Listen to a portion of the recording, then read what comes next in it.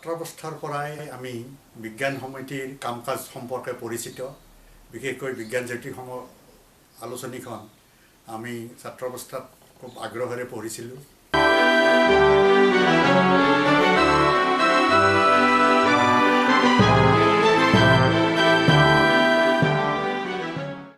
কিন্তু মোৰ সক্ৰিয়ভাৱে বিজ্ঞান সমিতিৰ লগত সংযোগ ঘটে 1977 চনত তেতিয়া ডক্টৰ অনিল গোস্বামী ছাৰে মোক বিজ্ঞান সমিতিলৈ তেখেতৰ সহকাৰী সম্পাদক হিচাপে লৈ আহে আৰু তেতিয়াৰ পৰাই মই বিজ্ঞান সমিতিৰ লগত গভীৰভাৱে জড়িত হৈ যাওঁ পিছলৈ মই অসম বিজ্ঞান সমিতিৰ সাধাৰণ সম্পাদকো হওঁ আৰু সেই সময়ত বিভিন্ন ভাৰতবৰ্ষৰ অন্যান্য যিবিলাক সংগঠন আছে বিজ্ঞান জনপ্ৰিয়কৰণত ব্ৰতী সেইসকলৰ লগত মোৰ আলোচনা বিলোচনা বা আন্তঃক্ৰিয়া কৰাৰ সৌভাগ্য ঘটে আৰু তেতিয়াই মই বিজ্ঞান জনপ্ৰিয়কৰণৰ এক নতুন দিশ মই দেখিবলৈ পাওঁ এই নতুন দিশটো হ'ল যে আগতে আমাৰ ঘাইকৈ আমাৰ গুৰুত্ব আছিল যে জনসাধাৰণৰ মাজত বিশেষকৈ ছাত্ৰ ছাত্ৰীৰ মাজত বিজ্ঞানক সৰলীকৰণ কৰি প্ৰচাৰ কৰা তেওঁলোকৰ বুজাৰ সামৰ্থ্য বৃদ্ধি কৰা পিছত আমি যেতিয়া সৰ্বভাৰতীয় পৰ্যায়ত নানান সংগঠনৰ লগত আলোচনা বিলোচনা হ'ল বিভিন্ন সংগঠনৰ কৰ্মৰ লগত পৰিচিত হ'ল তেতিয়া আমাৰ এটা ধাৰণা হ'ল যে বিজ্ঞানে যি সা সুবিধা মানৱ জাতিলৈ আগবঢ়াইছে সেই সা সুবিধাসমূহ আপনা আপুনি জনসাধাৰণৰ উপলব্ধ নহয় আৰু এই সা সুবিধাসমূহ উপলব্ধ হ'বলৈ হ'লে বিজ্ঞান সম্পৰ্কে ইয়াৰ ফলাফল সম্পৰ্কে জনসাধাৰণৰ যি চেতনাবোধ সেই চেতনাবোধ তীক্ষ্ণতৰ হ'ব প্ৰয়োজন গতিকে এটা সামাজিক দিশ আমাৰ কাৰ্যক্ৰমত আমি সোমোৱাই ল'লোঁ জনসাধাৰণৰ চেতনাবোধ বৃদ্ধি কৰা পৰিৱেশ শিক্ষা আদি বিভিন্ন স্বাস্থ্য আদি বিচাৰ্য বিষয় সম্পৰ্কে তেওঁলোকৰ বুজাৰ যি সামৰ্থ্য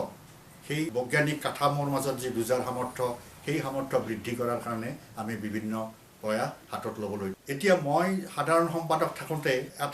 প্ৰথমে মই এটা কাম ল'লোঁ যে যিখন বিজ্ঞান সমিতিৰ সাধাৰণ সভাত মোক সাধাৰণ সম্পাদক নিৰ্বাচিত কৰা হয় সেই সভা বিভিন্নজনে তেওঁলোকৰ পৰামৰ্শত ব্যক্ত কৰে যে অসম বিজ্ঞান সমিতিয়ে এখন ব্যাখ্যামূলক অভিধান উলিয়াব লাগে মই আহি সাধাৰণ সম্পাদক হৈ প্ৰথমে সেই কামটো হাতত লওঁ ব্যাখ্যামূলক অভিধানখন কৰা আৰু সেইখনৰ প্ৰস্তুতিত অসমৰ বহুজন কলেজৰ শিক্ষক স্কুলৰ শিক্ষক বিজ্ঞানীয়ে সহযোগ কৰে আৰু ৩-৪ বছৰৰ প্ৰস্তুতিৰ অন্তত তাৰে 2টা ভলিউম আমি প্ৰকাশ কৰিবলৈ সমৰ্থ হওঁ ব্যাখ্যামূলক বিজ্ঞান অভিধান আৰু তাৰ প্ৰতিখনতে প্ৰায় 10,000 বৈজ্ঞানিক শব্দৰ ব্যাখ্যা তাত আছে ইয়াৰ বাহিৰেও সেই সময়ত আৰু এটা আমি ডাঙৰ কাম হাতত লওঁ আৰু সেইটো সফলতাৰে সমাপ্ত কৰোঁ পিছত বহুতৰ পৰা সমাদৰো লাভ কৰোঁ এইটোৰ কাৰণে সৰ্বভাৰতীয় পৰ্যায়টো সেইটো হ'ল যে স্কুলত বিজ্ঞান শিক্ষা প্ৰদান কৰাৰ কাৰণে বিভিন্ন সঁজুলি যাতে স্কুলৰ শিক্ষকে সহজে পায় ছাত্ৰ ছাত্ৰীও ব্যৱহাৰ কৰিব পাৰে তাৰ কাৰণে আমি সঁজুলি বাকচ এটা নিৰ্মাণ কৰি উলিয়াওঁ বিজ্ঞান শিক্ষাৰ সঁজুলি বাকচ সেইটো এটা আমাক পৰিচয় সৰ্বভাৰতীয় পৰ্যায়ত বহুখিনি উজ্জ্বল কৰি তোলে আৰু তাৰে 2 বছৰ পিছতে আমি সৰ্বভাৰতীয় পৰ্যায়ত বিজ্ঞান জনপ্ৰিয়কৰণৰ কাৰণে উৎকৃষ্ট প্ৰয়াস লোৱা বুলি আমি ৰাষ্ট্ৰীয় বঁটাও লাভ কৰিবলৈ সক্ষম হওঁ ইয়াৰ পিছত মই বিজ্ঞান সমিতিৰ সভাপতি নিৰ্বাচিত হওঁ আৰু সভাপতি থকা কালতো আমি সেই একে উদ্দেশ্যকে আগত ৰাখি আমি বিভিন্ন কাম কাজ পৰিচালনা কৰোঁ উদ্দেশ্য হ'ল যে অকল বিজ্ঞানক সৰলীকৰণ কৰোঁতেই ব্যস্ত নাথাকি আমি সমাজৰ হিতাৰ্থে জনসাধাৰণৰ চেতনাবোধ বৃদ্ধি ৰখে তেওঁলোকৰ সামৰ্থ্য বৃদ্ধি ৰখে আমি কিছুমান কাৰ্যক্ৰম হাতত লোৱা আৰম্ভ কৰিলোঁ আৰু সেইটো বৰ্তমানো কিছু ধৰণে তেনেধৰণেই চলি আছে এতিয়া কথা হ'ল যে এনেকুৱা এটা সংগঠনৰ এটা পৰ্যায় থাকে সংগঠনবিলাকৰ কেতিয়াবা তাৰ কৰ্ম তাৰ ফলাফল ইত্যাদি শীৰ্ষ পৰ্যায় সেই সময়তে মই সভাপতি হোৱাৰ আগতেও আমি কিছুমান গাঁৱলীয়া অঞ্চলৰ গাঁৱৰ মহিলাসকলক লগত লৈ গাঁৱৰ কৃষকসকলক লগত লৈ কিছুমান কৰ্মশালা পাতিছিলোঁ আমি নিজেই গৈছিলোঁ তালৈ আৰু তাত কৃষি বিজ্ঞানী গৈছিলে স্বাস্থ্য কৰ্মী গৈছিলে চিকিৎসক গৈছিলে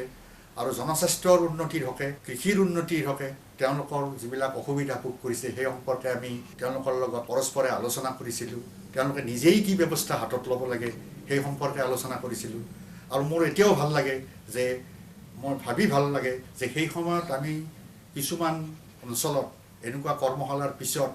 জনসাধাৰণে নিজেই তেওঁলোকৰ স্বাস্থ্যৰ উন্নতিৰ হকে খোৱা পানীৰ উন্নতিৰ হকে পৰিৱেশৰ উন্নতিৰ হকে নিজে নিজে ব্যৱস্থা হাতত লৈছিলে তেওঁলোকে উদ্বুদ্ধ হৈছিলে এই ছায়েন্স ছ'চাইটিৰ কাৰ্যকলাপত অংশগ্ৰহণ কৰি পেলাই সভাপতিৰ কাৰ্যকালতো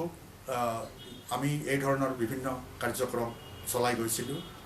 আৰু বিভিন্ন পুথি প্ৰকাশটো এইবিলাক চলিয়ে আছে বিজ্ঞান সমিতিৰ এইবিলাক চলিয়ে আছে মই যিটো কথা জোৰ দিছোঁ সেইটো হ'ল যে এটা এনেকুৱা অনুষ্ঠানে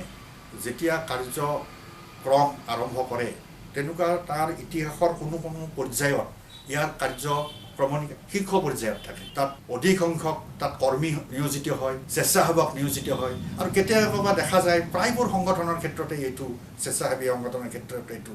এটা পৰ্যায় আহে যে তেতিয়া তাৰ অলপ সামান্য ধীৰ গতিত কাম কাজ চলিবলৈ ধৰে কিন্তু এইটো মানে নহয় যে তাৰ এই ধীৰ গতিটো সেইটো এটা চিৰস্থায়ী অৱস্থা প্ৰাপ্ত হ'ব আকৌ সি আগৰ অৱস্থালৈকে সি আহি যাব খালি কৰ্মীসকলৰ সদিচ্ছাৰ ওপৰত নিৰ্ভৰ কৰি কাম কাজ আৰু সামাজিক যিবিলাক প্ৰত্যাহ্বান সামাজিক যিবিলাক সমস্যা দেখা দিছে সেই সমস্যাসমূহৰ বিজ্ঞানৰ প্ৰযুক্তিৰ সহায় কেনেধৰণে সমাধান কৰিব পাৰি সেই সম্পৰ্কে চিন্তা চৰ্চা কৰি আগবাঢ়িলেই হয় মই আৰু এটা উল্লেখ কৰিব খোজোঁ যে সেই সময়ত মই সামাজিক কথাটোৰ ওপৰত এইকাৰণে জোৰ দি আছোঁ সেই সময়ত আমি এটা সৰ্বভাৰতীয় পৰ্যায়ত আমি যেতিয়া সংগঠনবিলাক লাগোঁ তেতিয়া এটা কথা ওলাইছিল যে বিজ্ঞান আৰু প্ৰযুক্তিবিদ্যাৰ ফলাফলসমূহ যদি ৰাইজৰ মাতলৈ আহিব লাগে ৰাইজে যদি সেই ফলাফল লাভ কৰিব লাগে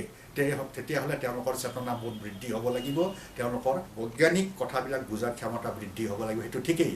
কিন্তু দেশত যিটো নিৰক্ষৰতাৰ প্ৰাদুৰ্ভাৱ এই নিৰক্ষৰতা এনেধৰণে চলি থাকিলে এই কাৰ্যক্ৰমত বেছি দূৰ আগবঢ়াব নোৱাৰি গতিকে এনেকুৱা সংগঠনে নিৰক্ষৰতা দূৰীকৰণতো অংশগ্ৰহণ ল'ব লাগে ইতিমধ্যেই আমাৰ ধৰণে এটা সহযোগী সংগঠন কেৰালা শাস্ত্ৰ সাহিত্য পৰিষদে কেৰালাত তেওঁলোকে নিৰক্ষৰতা দূৰীকৰণৰ অভিযান চলাই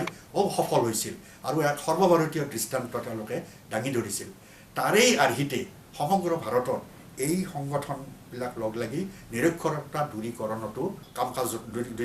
কাম কাজতো নিজকে আত্মনিয়োগ কৰে আৰু অসম বিজ্ঞান সমিতিয়েও আমি এই কামত আত্মনিয়োগ কৰিছিলোঁ আৰু বহু ক্ষেত্ৰত সফলো হৈছিলোঁ পিছলৈ এটা জ্ঞান বিজ্ঞান সমিতিয়ে এই কাৰ্যক্ৰমৰ পৰাই জন্ম